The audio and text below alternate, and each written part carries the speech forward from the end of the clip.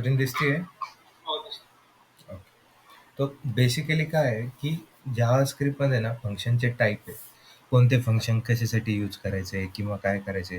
म्हणजे सिंपल कसं named function, name function, ठीक आहे. दुसरं एनोनिमस फंक्शन,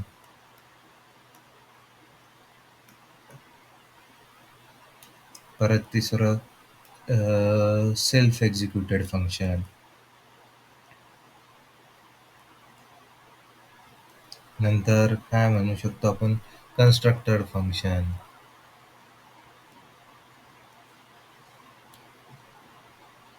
फंक्शन्स, नंतर आहे मेथड फंक्शन्स. त्याच्यानंतर आहेत अजून कोणतं जनरेटर फंक्शन. हे काय आहेत फंक्शनचे वेगवेगळे टाईप कशामध्ये जावास्क्रिप्टमध्ये. बरोबर. आता तुम्हाला अजून अजून याच्यामध्ये कोणतं येतं एरो फंक्शन.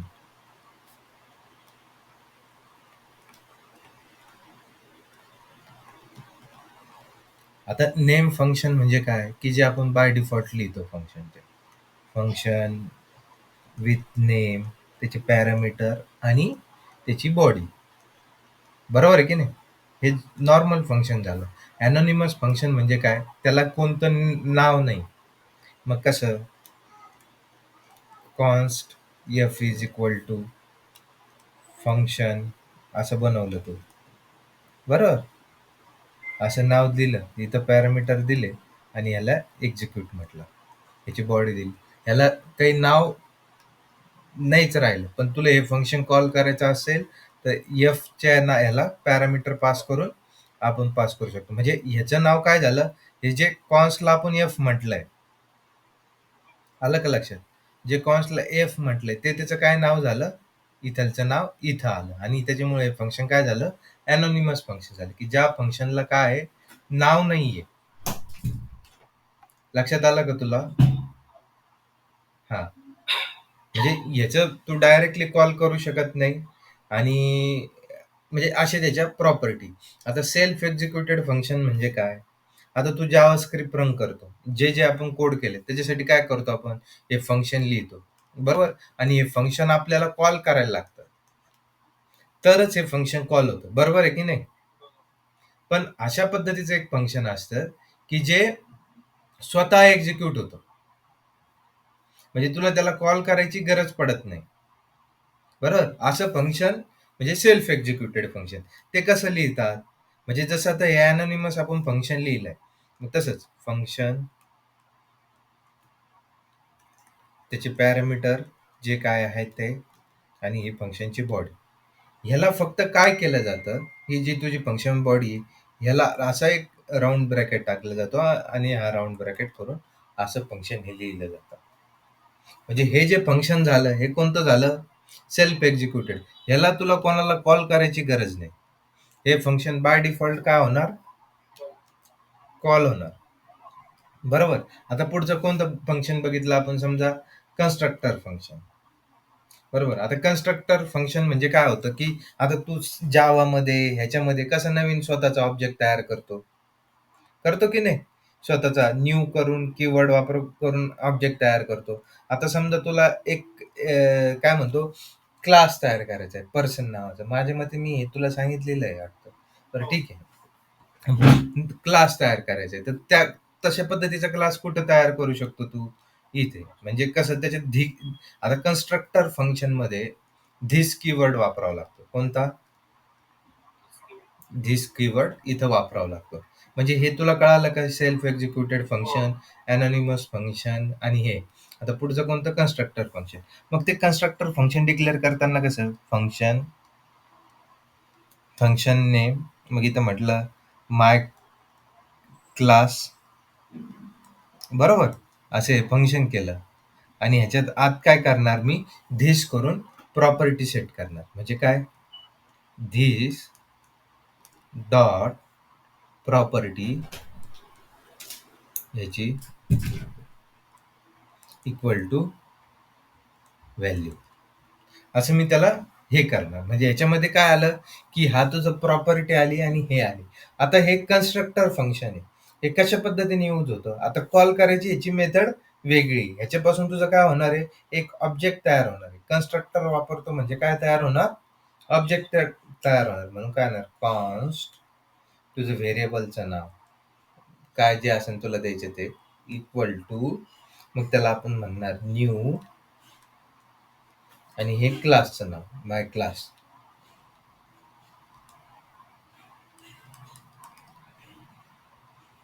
आलं लक्षात?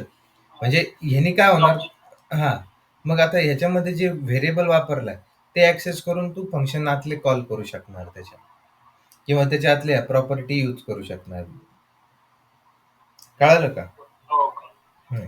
आता पुढचं मेथड फंक्शन म्हणजे काय, की जसं आता हे आपण क्लासच्या आत गोष्टी टाकल्या, बरोबर, त्याच पद्धतीने आपण काय करू शकतो, इथे मेथड टाकू शकतो. म्हणजे इथे हे केलं, मग ह्याला कॉल करायची मेथड कशी आहे, एक मिनिट हा, ती पण सांगतो. त्याची थोडीशी वेगळी जाते.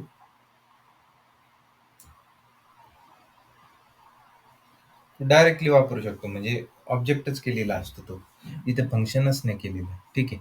मेथड फंक्शन म्हणजे कसं आहे, आता इथं सुद्धा इथं तू काय केलं, कन्स्ट्रक्टर फंक्शन मध्ये धिस डॉट अजून एक प्रॉपर्टी दिली, property to equal to function म्हटला तरी तुझं चालणार आहे.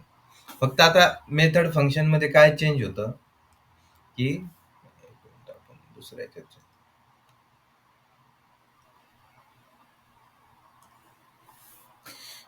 इथे काय चेंज होतो मेथड फंक्शन मध्ये, फक्त तुम्हाला एक जेसनचा ऑब्जेक्ट तयार केला जातो सिंपल मध्ये, माय मेथड म्हणून. ह्याच्यात तुमच्या प्रॉपर्टी लिहिल्या जातात, नेम कोलन तुझं नाव काय जे असेल ते, नंतर गेट एज नावाचं समजा अजून एक प्रॉपर्टी टाकली आणि त्याचं फंक्शन लिहिलं, तो फंक्शन गेट एज, किंवा डायरेक्टली लिहिलं तरी चालेल, नाव द्यायची गरज नाही.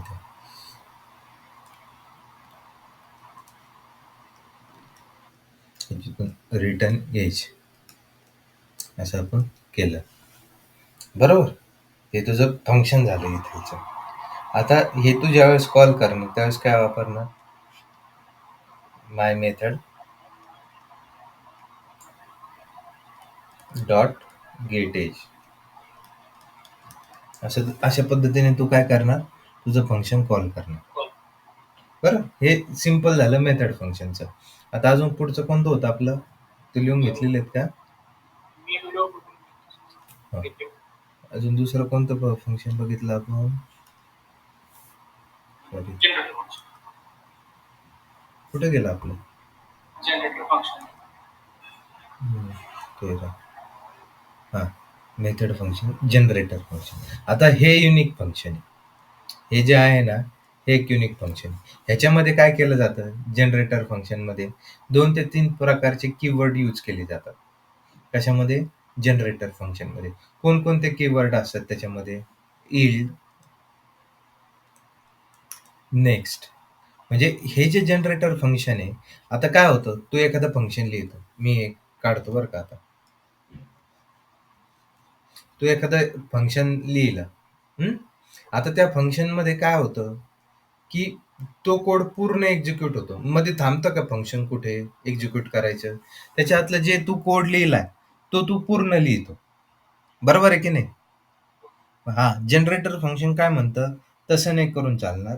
माझ्याकडे एक ऑप्शन आहे, की मी तुम्हाला काय करते, ज्या ज्या वेळेस तुम्ही मला कॉल कराल त्या त्या वेळेस त्याच्यातून तुम्हाला जेवढं माझं एक्झिक्यूट होईल तिथपर्यंत माझं तुम्हाला काय येईल, माझी व्हॅल्यू येईल. म्हणजे कसं, की समजा आता लिहिलं फंक्शन, आता जनरेटर फंक्शन कसं ओळखायचं, ज्या फंक्शनच्या पुढे स्टार लिहिलेलं असेल, काय स्टार, मग जनरेटर फंक्शन लिहिताना कसं लिहायचं, स्टार, बरोबर. त्याच्या पुढे काउंट नावाचं समजा फंक्शन आहे तुझं, हे फंक्शनचं नाव तुझं, आणि हे फंक्शनची पॅरामीटर, इथे तुला जे काय पॅरामीटर पास करायचे ते, बरोबर. आणि ह्याच्या आत आता तुझा कोड, म्हणजे line 1, line 2, line 3, line 4, line 5 अशा तुझ्या काय आल्या? लाईन आल्या. बरोबर? आता समजा फंक्शनचे मी 3 कॉल दिले. समजा काउंट नावाच्या फंक्शनला 3 कॉल दिले. काउंट 1 दिला, नंतर अजून काउंट हा दिला आणि हा काउंट दिला परत. हं? असे मी 3 कॉल दिले. 1, 2, 3. बरोबर. आता तिन्ही कॉल देताना तुझं फंक्शन काय होणार? नॉर्मल फंक्शन असेल तर ते काय होणार? पूर्ण एक्झिक्यूट होणार. या फंक्शनच्या बॉडीपर्यंत एक्झिक्यूट होणार. पण जनरेटर फंक्शन काय म्हणतं? मी ना ह्याचं एक्झिक्युशन मध्ये थांबू शकते आणि परत दुसऱ्या वेळेस तुम्ही ज्यावेळेस कॉल कराल ना, मी तिथून पुढे चालू करणार. म्हणजे समजलं का? आता आता मग इथं काय आहे, समजा ही लाईन एक्झिक्यूट झाली. तुला पहिले वाटलं की या 2 लाईनच एक्झिक्यूट व्हायला पाहिजे तुझ्या. ज्यावेळेस हा पहिला कॉल गेला फंक्शनला तर. खालच्या लाईन एक्झिक्यूट व्हायला पाहिजे का तुला? नाही. बरोबर आहे की नाही? मग त्याच्यासाठी इथे कीवर्ड काय आहे? यील्ड नावाचा. काय आहे? यील्ड नावाचा. मग काय होणार? तू ज्यावेळेस पहिल्यांदा त्याला यील्ड इथं मिळाला. बरोबर आहे? तू ज्यावेळेस पहिल्यांदा कॉल केला, तर तुझं स्टॉप कुठं झालं? इथे. मग इथलची जी तुझी व्हॅल्यू असेल ती तुझी काय झाली? रिटर्न झाली. बरोबर? आता मी परत दुसऱ्यांदा कॉल केलं. मला काय वाटलं? पुढच्या 2 लाईनी एक्झिक्यूट व्हायला पाहिजे. बरोबर? म्हणून जी इथलची शेवटची लाईन आहे त्याला मी काय म्हटलं? यील्ड. मग ह्या लाईनीचं जे आउटपुट आहे त्यावेळेस रिटर्न होणार. आणि ज्यावेळेस मी तिसऱ्यांदा कॉल करणार, तेव्हा थर्ड टाइम कॉल करणार की मला ह्या लाईनीचं आउटपुट रिटर्न व्हायला पाहिजे. मग मी यील्ड म्हणणार. म्हणजे तुला किती पद्धतीने आउटपुट मिळाले? 3 पद्धतीने. म्हणजे फंक्शनचं तू काय करू शकला? जसं गाणं पॉज आणि रिझ्यूम करू शकतो तू. त्या पद्धतीने फंक्शनचं एक्झिक्युशन तू काय करू शकला? पॉज आणि रिझ्यूम. बरोबर आहे की नाही? हे करू शकला. मग हे कशामध्ये तुला शक्य झालं? कोणत्या फंक्शन टाइपमध्ये शक्य झालं? Generator function. कोणते? Generator functions. असं ह्याच्यामध्ये झालं. आता मी हे तुला एक कन्सेप्ट सांगण्यासाठी सांगितलं. पण ह्याचं ॲक्चुअल कसं कॉल केलं जातं, त्याचं सिंटॅक्स पण सांगतो मी तुला.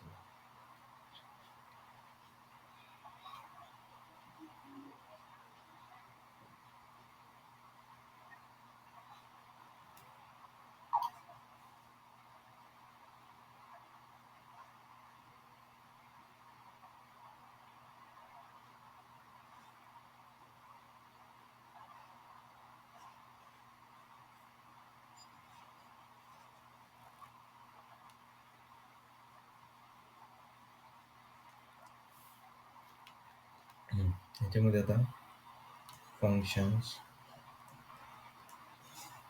हे फंक्शन स्टार काउंट हा तुझं फंक्शन झालं. हं? इथं मी पहिल्यांदा म्हटलं यील्ड 1 म्हणजे वैल पाठव. इथं म्हटलं यील्ड 2 2 रिटर्न करा आणि इथं म्हटलं यील्ड 3 3 रिटर्न करा. हं? असं इथे केलं. आता ह्याला कॉल कसं करायचं? ह्या फंक्शनचं काय करायचं? ऑब्जेक्ट तयार करायचा असतो. कॉन्स्ट काउंटर नावाचं समजा हे बनवलं आणि इक्वल टू काउंट. इथं फंक्शनला आपण काय केलं? कॉल दिला. बरोबर? आता तुला प्रत्येक स्टेपची व्हॅल्यू घ्यायची असेल, तर तुला काय करायला लागतं? आता व्हॅल्यू 1 तुला घ्यायची असेल. 1 इज इक्वल टू काय म्हणणार तू? काउंटर हा जो ऑब्जेक्ट आला कशातून? काउंटच्या ह्याच्यातून. Counter dot next dot value. म्हणजे पुढचा पॉज कुठं घ्यायचा हे मला काय कर? सांग म्हणतो. आता पहिला पॉज कुठं आला आपला? 1 ला. म्हणून व्हॅल्यू 1 मध्ये कोणती व्हॅल्यू येणार तुझी? 1. तसंच व्हॅल्यू 2 घ्यायची असेल, आता पुढचं परत तुला घ्यायचं असेल तर सेम लाईनचं स्टेटमेंट. ही जी वरची लाईन आहे जशीच्या तशी खाली. पण आता पॉज कुठं झालं होतं तुझं? 1 ला. आता नेक्स्ट पॉज कुठं होणार? 2 ला. म्हणून व्हॅल्यू 2 मध्ये व्हॅल्यू किती येणार? 2. तसंच पुढचं कोणतं? व्हॅल्यू 3 इक्वल टू वरची लाईन परत सेम टू सेम, पण व्हॅल्यू 3 मध्ये व्हॅल्यू किती येणार? कारण की पॉज परत कुठं आला? 3 च्या. अशा पद्धतीने याच्यात गोष्टी घडतात. कळालं का? हा. आता अजून एक फंक्शनचा टाईप असतो असिंक फंक्शन. बरोबर, तो आपला राहिला होता, सांगितलं नव्हतं मी तो. असिंक फंक्शन पण असतं. असिंक फंक्शन म्हणजे काय असतं? ते काय करतं की तुला एखादं म्हणजे आता जावा स्क्रिप्ट मध्ये कसं होतं, आपण काय म्हणतो जावा स्क्रिप्ट काय नॉन ब्लॉकिंग. बरोबर आहे की नाही? ब्लॉक होत नाही. तिचे एक्झिक्युशन जोपर्यंत पुढचं हे होत राहतं तोपर्यंत. पण तुला एखाद्या ठिकाणी ब्लॉक करायच्या असेल गोष्टी किंवा काय करायचे असेल तर अशा ठिकाणी असिंक फंक्शन वापरलं जातं. हे एक महत्वाचं आहे. असिंक फंक्शनच्या पुढे काय लावलं जातं? Async function. आता ज्यावेळेस आपल्याला सर्व्हर कडून डेटा घ्यायचा असतो, बरोबर आहे, हा आपला काय आहे? सर्व्हर. आणि हा आपला क्लायंट. बरोबर, क्लायंट काय करतो? रिक्वेस्ट पाठवतो सर्व्हरला आणि सर्व्हर कडून डेटा येतो. आता सर्व्हर कडून डेटा किती वेळात येईल, काय वेळात येईल, ह्याच्यात काही गोष्टी असतात का? आपण काही मॅनेज करू शकतो का ह्याच्यात? काही करू शकत नाही ना. आपल्याला तो जोपर्यंत डेटा येत नाही तोपर्यंत काय करायला पाहिजे? आपल्याला इथं थांबायला पाहिजे ना. जर इथं थांबलो नाही आणि पुढे निघून गेलो तर आपला प्रॉब्लेम होईल. बरोबर आहे की नाही? मग अशा ठिकाणी काय केलं जातं, म्हणजे अशी जी टास्क आहे की जी कंप्लीट होऊनच तुम्ही पुढे जायला पाहिजे. म्हणजे नॉन ब्लॉकिंग बिहेवियर इथं नसलं पाहिजे, इथं ब्लॉक व्हायला पाहिजे तुमचं कोड. तर अशा ठिकाणी काय केलं जातं? असिंक फंक्शन वापरलं जातं. आता ज्यावेळेस असिंक फंक्शन येतं त्याच्यासोबत कोणतं येतं कीवर्ड? अवेट. काय येतं? अवेट. म्हणजे काय होतं, आता जो तुझा कॉल आहे की जो तू येऊपर्यंत थांबला पाहिजे, तर त्याच्या पुढे लावतात. म्हणजे कॉन्स्ट तुझा डेटा इक्वल टू अवेट. आता इथं थांब म्हणतो की ह्या पुढच्या लाईनीला जाऊ नको, माझं रिस्पॉन्स यूज तर काय कर, थांब. आणि इथं फंक्शन कॉल करतो आपण gate data from server.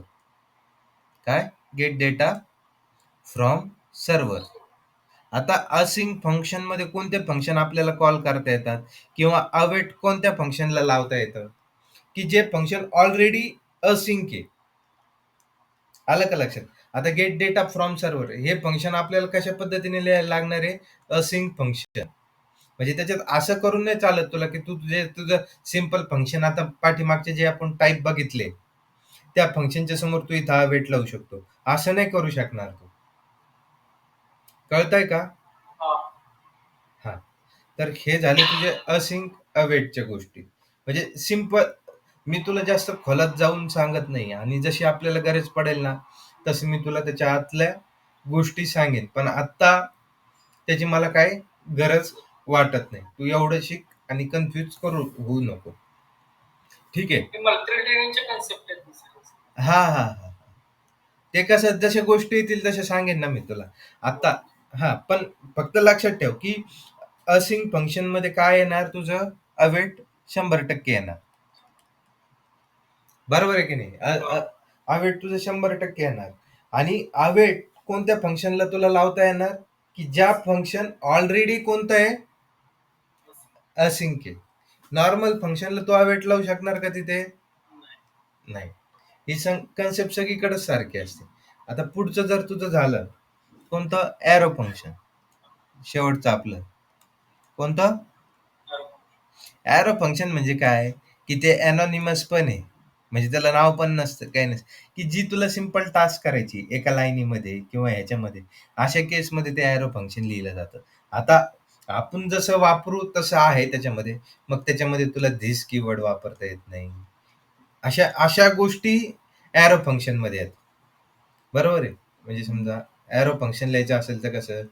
Const my arrow is equal to इथं डायरेक्ट फंक्शनचं पॅरामीटर येणार, ॲरो देऊन पुढं तुझा कोड लागणार. हा ॲरो लक्षात आलं का? हे म्हणजे तुझं काय झालं, ॲरो फंक्शन. एवढं थोडं रिमेंबर कर, एवढं एकदा सगळं गोष्टी याच्यातल्या.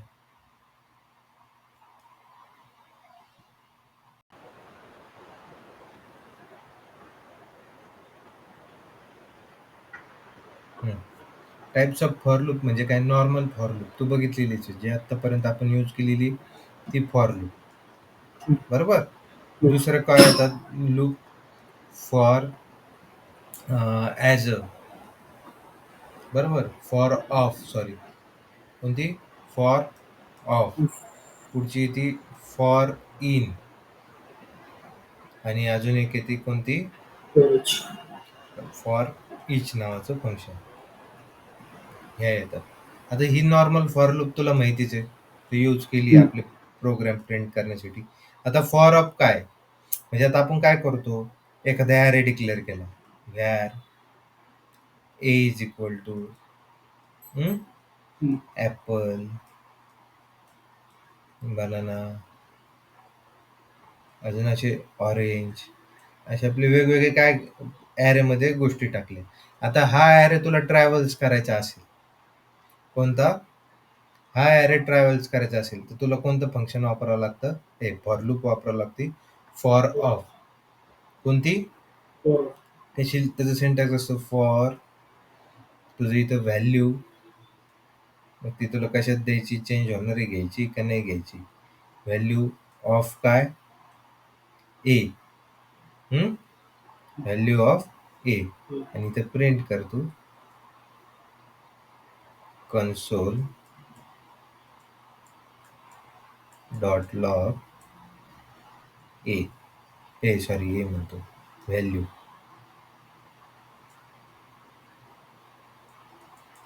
बरोबर. ही तुझी कोणती झाली, फॉर ऑफ. म्हणजे कशातलं तुला व्हॅल्यू रीड करता आली, ॲरेतली. आता फॉर इन म्हणजे काय, आता आपण काय म्हणतो की जावा स्क्रिप्ट म्हणजे काय, जेसनच्या फॉर्मॅटमध्ये काय असतो, ऑब्जेक्ट असतो, बरोबर आहे. ऑब्जेक्ट म्हणजे कसं, आपण समजा व्हॅर पर्सन लिहिलं, हा त्याचा काय होतो, आपला ऑब्जेक्ट तयार होतो. मग इथं काय लिहितो आपण, डबल कोट मध्ये नेम, बरोबर आहे की नाही, त्याचं नाव संदीप,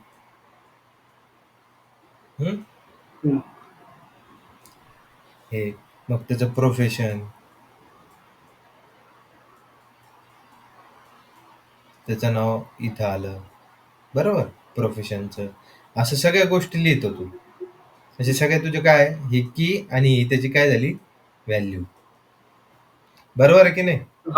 की आणि व्हॅल्यू, पहिल्या ह्याच्यात कोणत्या टाईपचा ऑब्जेक्ट होता, फॉर ऑफ मध्ये ए टाईप म्हणजे ॲरे टाईपचा, आणि ह्याच्यात कोणत्या टाईपचा आहे, जेसन ऑब्जेक्ट. ह्याच्यातलं तुला की व्हॅल्यू पेअर ऑब्जेक्ट करायच्या असतील तर मग तू कोणते वापरणार, इन. मग कसं लिहिणार, फॉर तुझी काय असेल, कॉन्स्ट की इन, कोणता ऑब्जेक्ट तुझा, हा पर्सन, त्याचं नाव इथं, इथं कर म्हणणार कन्सोल डॉट लॉग तुझं पर्सन आणि ही की, असं. म्हणजे इथं तुझी काय होणार, प्रत्येक लोकेशनची तुझी काय होणार, व्हॅल्यू प्रिंट होणार, बरोबर आहे ना. ह्याची व्हॅल्यू कोणती, ह्याची व्हॅल्यू कोणती, त्याची व्हॅल्यू कोणती, म्हणजे ह्याच्यातून तुला काय ट्रॅव्हल्स करता आलं, जेसन ऑब्जेक्ट, कशाने, फॉर इननी. आलं का लक्षात. हा, आता जे पुढचं कोणतं आहे आपलं, for each.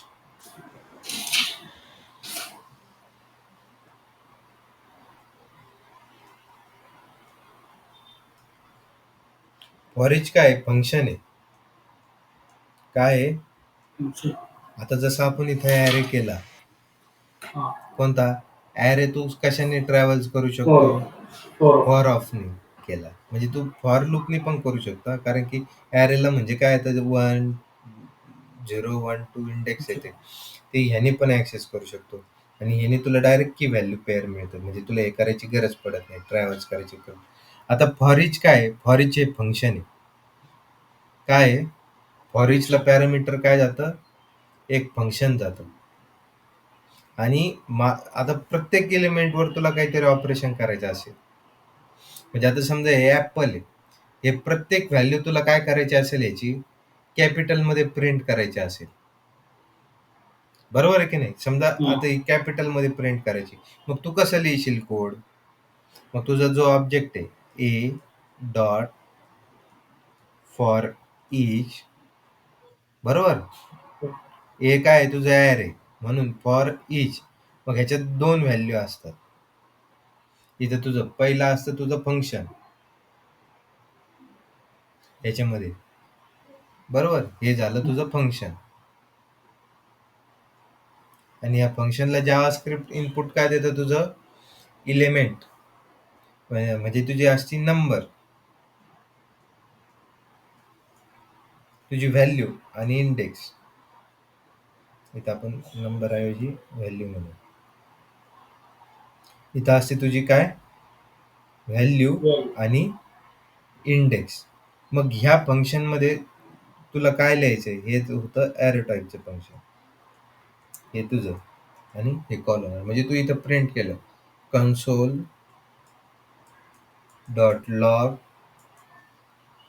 Value plus index असं तू प्रिंट केलं तर तुला कळून जाणार की ह्या इंडेक्सची माझी व्हॅल्यू ही आहे, ही आहे, ही आहे. आता तुला ह्याच्यातला अप्पर केस करायचं असेल तर तू व्हॅल्यूला कोणतं फंक्शन वापरणार? व्हॅल्यू डॉट टू अप्पर केस. झालं तुझं काम. म्हणजे तुला आता काही ट्रॅव्हल्स करायला लागलं का? नाही. ह्या इथं एवढा कोड लिहिला तू व्हॅल्यू आणि इंडेक्स इथं तुला काय होणार? दरवेळेस मिळणार आणि त्याच्यावरून तू काय केलं? इथं ऑपरेशन परफॉर्म केलं. हे काय फॉर लूपचे टाईप आहे.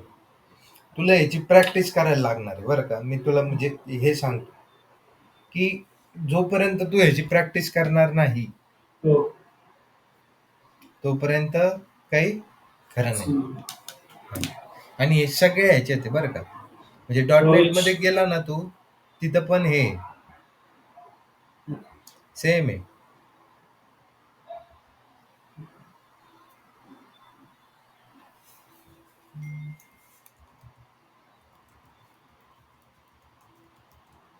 लिहून घे. घेतले सर. हम्म. मग आता त्याच्यावरचे जे कोड आहेत ना हं. ते बघ ना. जर नेटला सर्च कर ना की काय काय पण. बघतो.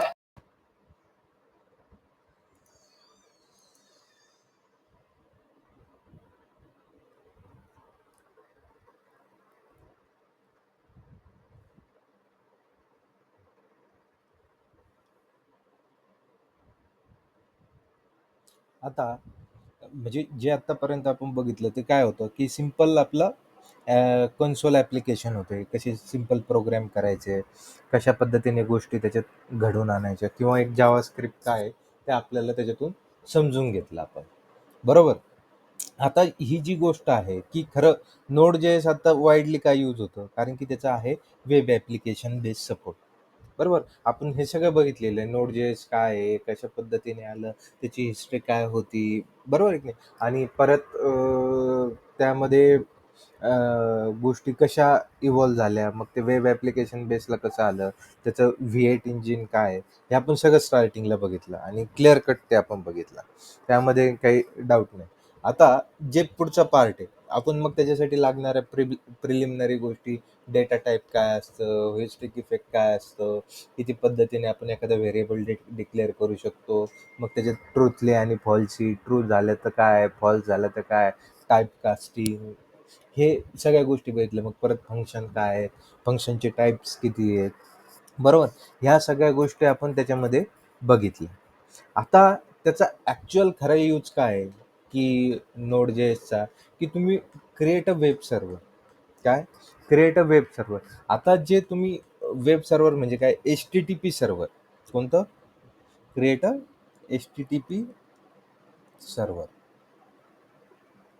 आता काय होतं, की जे आपण बघितलं सर्व्हर सर्व्हर आणि क्लायंट जे आपल्या ब्राउझरमधून जे काही आतापर्यंत कम्युनिकेशन होतं, ते पर्टिक्युलरली एका प्रोटोकॉलने होतं. कोणत्या? HTTP. Hypertext transfer protocol. कोणता? Hypertext text transfer protocol. आता प्रोटोकॉल म्हणजे काय असतं? एक नियमावली असते. प्रोटोकॉलचा म्हणजे काय असतं, की लिस्ट ऑफ रूल,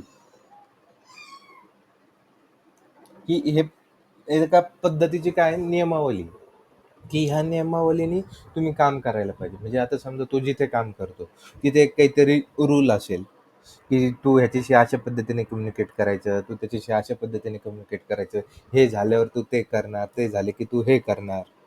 बरोबर. अशा सगळ्या पद्धतीचे काय असतात? नियमावली असतात. मग तसंच एक सर्व्हरसोबत काय म्हणतो कम्युनिकेशन होण्यासाठी सुद्धा एक नियमावली तयार केलेली आहे. हा जर तुझा सर्व्हर आहे आणि हा तुझा क्लायंट आहे.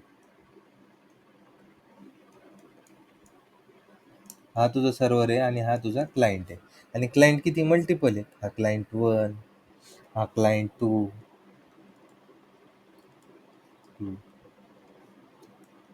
Client 3, client 4.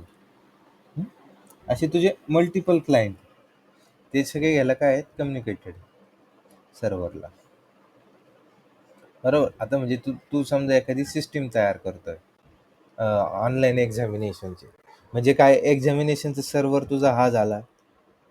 बरोबर. आणि हे तुझे काय झाले कॅन्डिडेट झाले, की जे ब्राउझरवरून काय करतायत ॲक्सेस करतायत.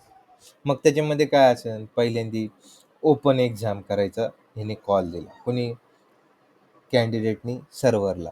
मग हा काय करतो HTML ते सगळं काय करतो रिटर्नमध्ये पास करतो.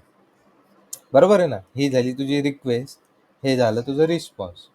मग तुला डेटा सर्व्हरला स्टोअर करायचं म्हणजे तू एखाद्या क्वेश्चनचं आन्सर दिलं, तर ते लगेच काय झालं पाहिजे डेटाबेसला स्टोअर झालं पाहिजे. बरोबर? डेटाबेसला काय झालं पाहिजे? स्टोअर झालं पाहिजे. तर मग त्याच्यासाठी याच्यामध्ये काय असतं, की तू जी रिक्वेस्ट करतो, ती कोणत्या टाईपची?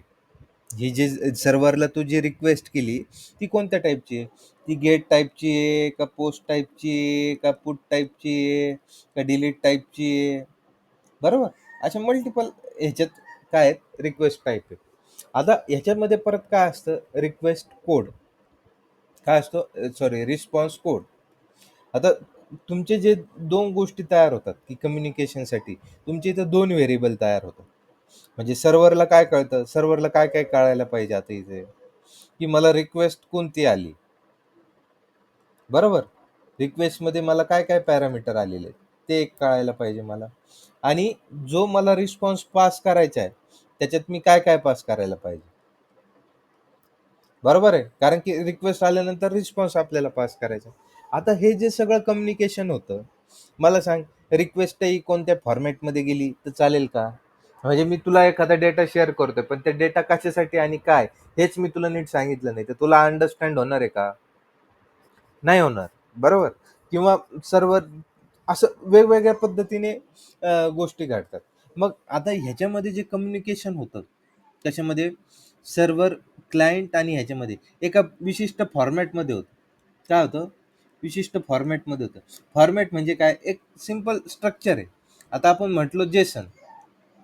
जेसन काय ऑब्जेक्ट आहे ना, की ह्याच्यामध्ये इथं की व्हॅल्यू आहे, ही व्हॅल्यू आहे. तर मग ह्याचे फंक्शन असतात, की जे सर्व्हर साइडला पण आपल्याला वापरता येतात आणि क्लायंट साइडला पण आपल्याला काय करता येतं, यूज करता येतं.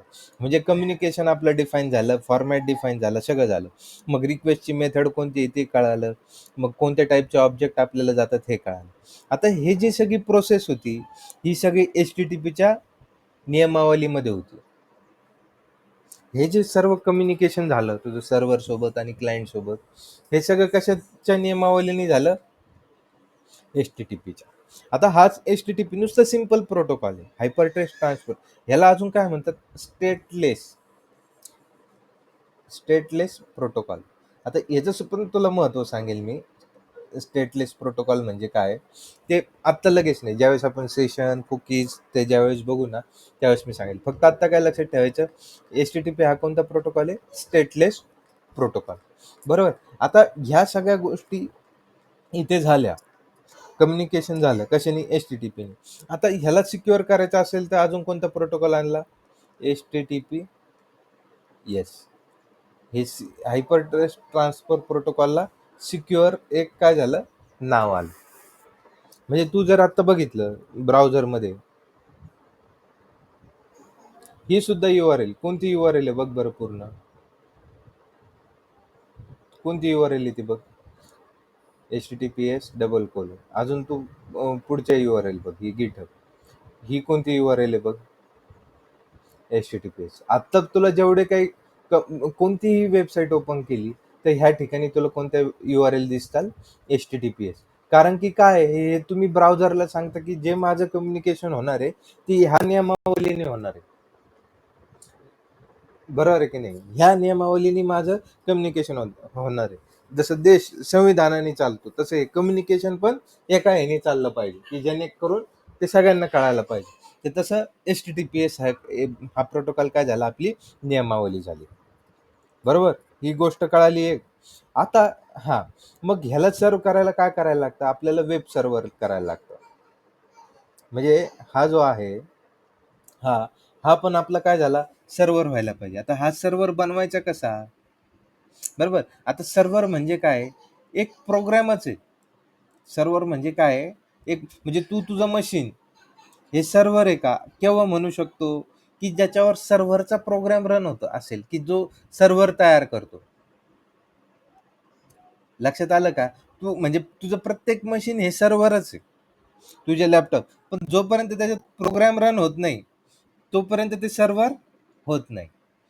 म्हणजे अशा पद्धतीचा एक प्रोग्राम असतो की तो प्रोग्राम काय करतो? रिक्वेस्ट ऍक्सेप्ट करतो आणि त्याला रिस्पॉन्स शेअर करतो.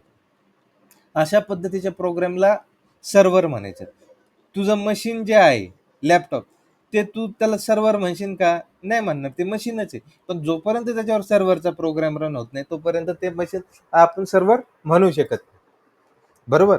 आता ही जी प्रोसेस आहे ही कशा पद्धतीने तयार करायची, कशा पद्धतीने डेव्हलप करायची, ह्याच्यासाठी गोष्टी आपल्याला हे करायला लागतील, बनावं लागेल. आता क्रिएट सर्व्हरचं कशा पद्धतीने Node.js मध्ये सर्व्हर तयार करायचं, या लास्ट टाइम आपण बघितलेल्या गोष्टी होत्या ह्याच्यामध्ये. बरोबर. आता आपण खरं काम चालू करणार आहे म्हणजे फंक्शन OSTree इफेक्ट हे आपण सगळे माग गोष्टी बघितल्या. आता खरं जे चालू होणार आहे ते आपलं ऍक्च्युअल Node.js चालू होणार आहे. आता हे सर्व्हर. बरोबर. ह्याच्यात मी नवीन फाईल तयार करतो.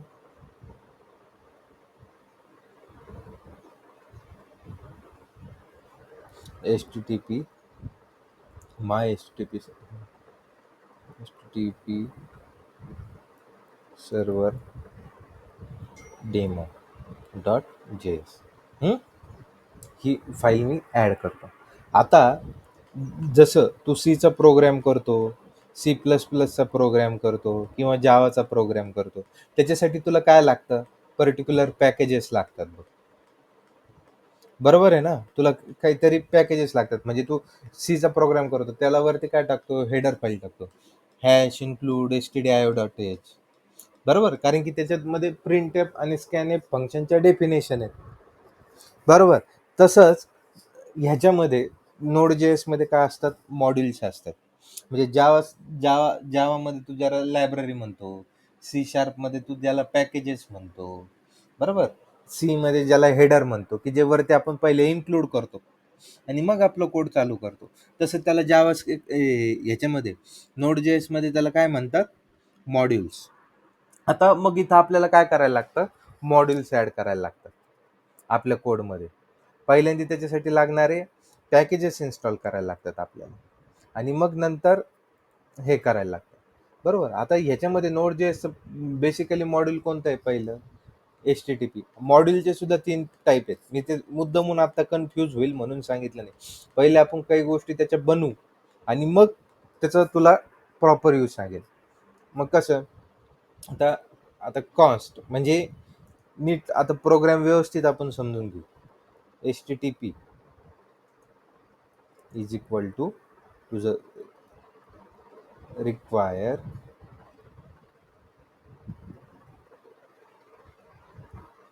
HTTP. बरोबर. आता जसं तू हॅश इन्क्लूड stdio.h ॲड केली तुझ्या सीच्या प्रोग्राममध्ये, त्याच पद्धतीने तू इथं काय केलं, एक HTTPचं ॲड केलं. आता आपण रन बघू प्रोग्राम. नोड आपल्याला कोणत्या फोल्डरच्या आते .सर्व्हर ./सर्व्हर त्याच्यामधलं आपलं काय आहे HTTP server.demo.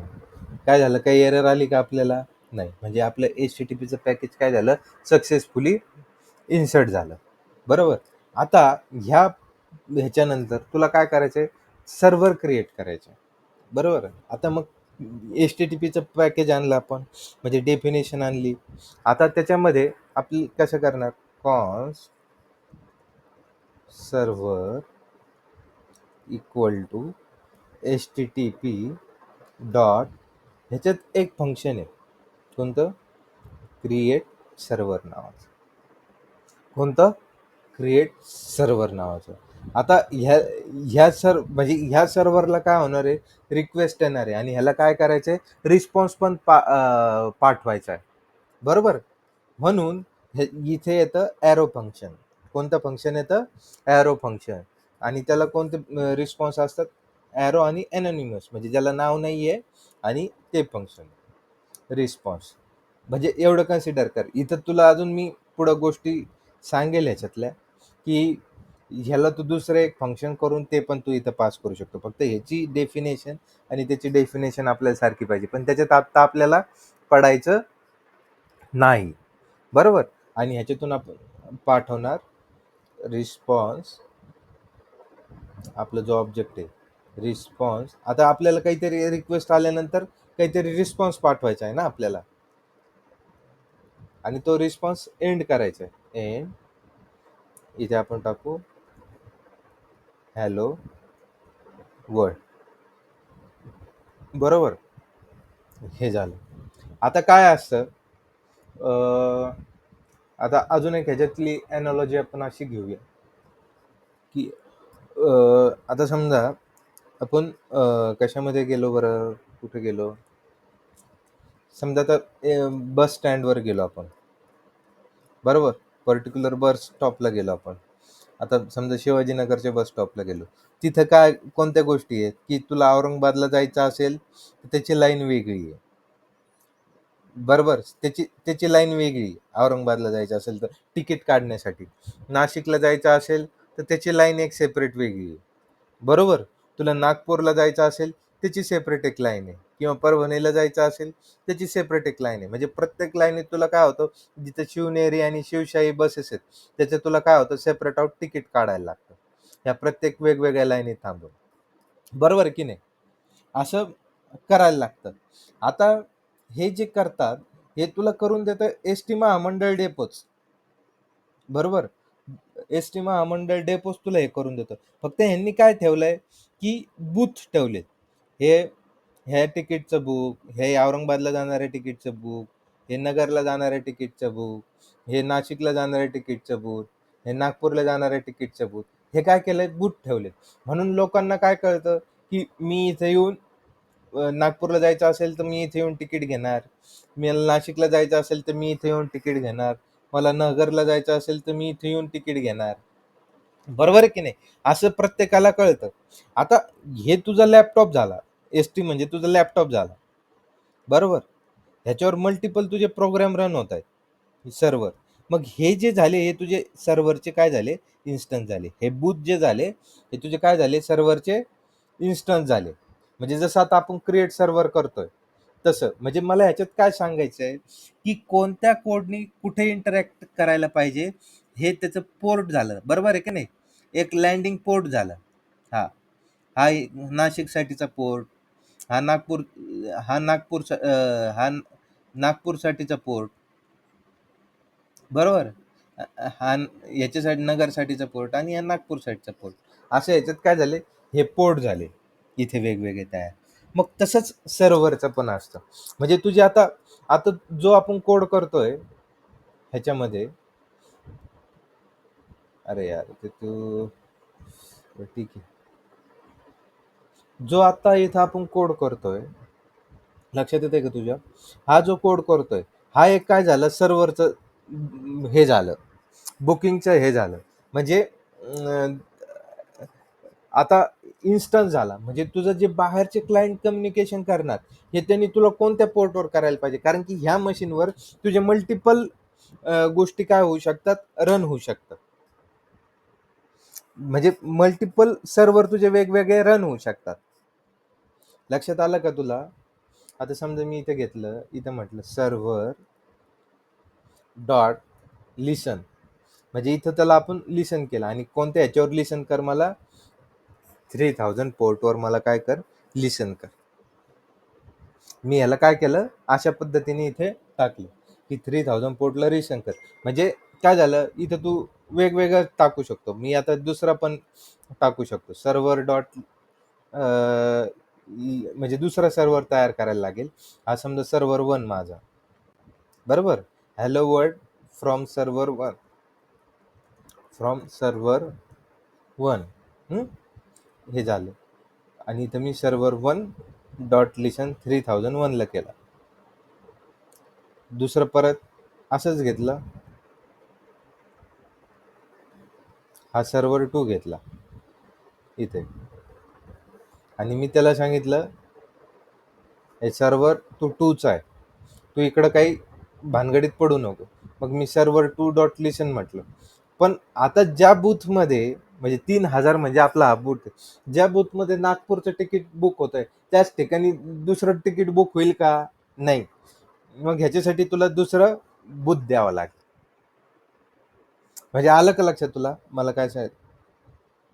पोर्ट त्याचा बदलायला लागेल. म्हणजे काय असतं, एक सर्व्हर काय असतो, तुझ्या पर्टिक्युलर पोर्टला काय असतो, असाइन असतो. आलं ना लक्षात? एक सर्व्हर जे आहे, हे सर्व्हर हे तुझ्या प्रत्येकी एक पोर्टला असाइन असतं. मग ते लोकांनी त्याच्यासोबत कसं कम्युनिकेट करायचं, ते इथेच असतं. आता समजा मी म्हटलं Node.js आणि परत आपला कोड रन केला.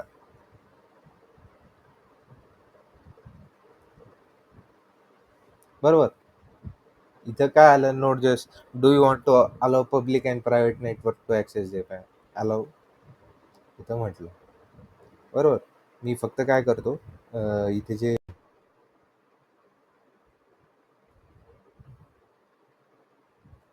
हं. आता हे आपलं रन झालं ॲप्लिकेशन. अजून काही खालची पुढची कमांड प्रॉम्प्ट आली का नाही, म्हणजे आपलं काय होतंय, रन होतंय. आता मी ज्यावेळेस इथं टाकेल, कुठे, आता ब्राउझरला जायचं, चेक करायचा कोड इथे, HTTP:// आता कुठं रन करतोय आपण, लोकल होस्टला. मग 3000ला आपण हिट केलं, तर काय आलं, हॅलो वर्ल्ड फ्रॉम सर्व्हर 1. कारण की 3000 पोर्टला कोण रन करतंय, सर्व्हर 1, बरोबर. आता मी ते दुसरं पोर्ट 3001 केलं मी इथे. इथे काय आलं, हॅलो वर्ल्ड फ्रॉम सर्व्हर 2. म्हणजे अशा पद्धतीने काय होणार, तुझे सर्व्हर इथं क्रिएट होणार. पण आता आपल्याला दरवेळेस बनवताना 2 बनवायचे, 3 बनवायचे, असं नाही करायचं आपल्याला. आपलं बनणार फक्त एकच. लक्षात आलं का? आता म्हणजे तुला काय कळायला लागलं, की ह्याच्यामधून ज्या गोष्टी काय होत आहेत, की दिसतंय, म्हणजे ब्राउझरला जे काय लोड होतं, आता तू इथं बघितलं ना, हे ब्राउझरला लोड झालेलं किंवा हे झालेलं. आता अशा पद्धतीचे ऍप्लिकेशन आता आपण बनवणार आहे, की कुणी वरती तुझं रिक्वेस्ट टाकली, हे टाकलं, तर ते तुला काय होणार, ऍक्सेसिबल व्हायला चालू होणार. आलं ना लक्षात आता? हा. आता हे जे वेब ऍप्लिकेशन आपण म्हणत होतो, तर त्याची खरी सुरुवात कुठून झाली, आता इथून आपली चालू झाली. हा. मग तुला आता कोणते, माझी रिक्वेस्ट कशी जाते बाबा, मला रिस्पॉन्स काय आला, हे सुद्धा तुला काय करता येतं, बघता येतं. ते कसं बघायचं ते पण सांग. ब्राउझर जे काय रिक्वेस्ट पाठवतं ते इथं दाखवतं आपल्याला. ते कुठं बघायचं, नेटवर्कमध्ये. इथं केलं, हिट केलं तू, हे बघ इथं तुला लगेच रिक्वेस्ट आली.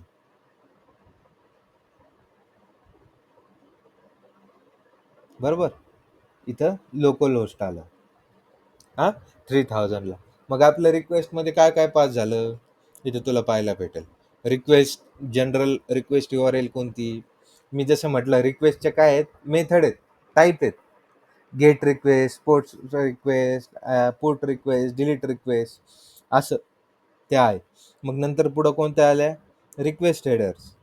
आपल्या ह्याच्यातून रिक्वेस्ट मध्ये सोबत अजून इन्फॉर्मेशन काय काय गेली बाबा ती, असं सगळं काय झालं इथे आपल्याला पाहायला मिळालं. आणि हा आपला रिस्पॉन्स आला, काय आला, प्लेन टेक्स्ट आला. बरोबर आहे. हा म्हणजे हे आपलं काय झालं, पहिलं सर्व्हर क्रिएट झालं आणि त्याची रिक्वेस्ट कशी पास होते, काय होते हे तुला कळायला लागेल. फक्त आता ज्यावेळेस तू वेब ऍप्लिकेशन ऍड करतो इथं पर्टिक्युलरली डोमेन असतं. बरोबर, म्हणजे इथं असतं www. हे फक्त आता आपण जी प्रॅक्टिस करणार आहे आपण कुठं करतो, आपल्या मशीनवर करतो, म्हणून इथं लोकल होस्ट असणार. ज्यावेळेस त्याचं ऍक्च्युअल आपण बिल्ड करणार, पब्लिश करणार, त्यावेळेस ते ऍक्च्युअल काय असणार, पूर्ण सर्व्हर टाईप तिथं गोष्टी आपल्याला पाहायला मिळणार. कळालं? ह्याची प्रॅक्टिस करशील आता आज? ठीक आहे, चालेल.